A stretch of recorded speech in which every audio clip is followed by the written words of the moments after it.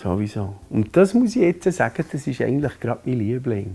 Komm so wie du bist und mach das, was du willst. Ich habe den Text geschrieben und in Korsika. Und ich hatte das Gefühl, der müsste einfach französisch sein. Und meine Frau ist bilingue und sie hat auch übersetzt, den Text.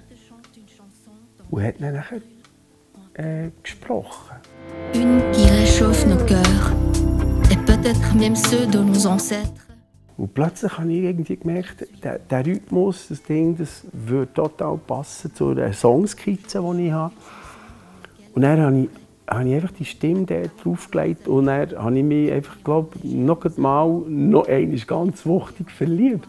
Einfach in die Stimme, ich sehe die Frau und der Text, wo mir fast wie ein Gebet vorkommt. Ja, es ist irgendwie auch schön zu wissen, dass es einen Song gibt, der so eine Zusammenarbeit ist, wo miteinander entstanden ist. Das ist extrem schön für mich. Und man hat den Eindruck, wenn der Song anfängt und dann mit der endlosen Wiederholung von dem Refrain, hat man das Gefühl, das ist schon das Ende eigentlich vom Album. So fühlt es sich eigentlich an. Und wenn das so ausgeklungen ist, kommt eben auch die zweite Klammer vom Universum, der Epilog. Das ist der letzte Brief, den ich dir schreibe.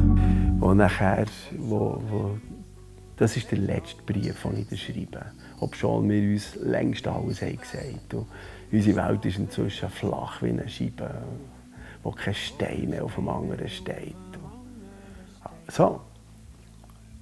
Und das ist so für mich einer der intensivsten Momente. Halt das sowieso, was das in sich abgerundete Bild ist von die totale Liebe und Hingabe.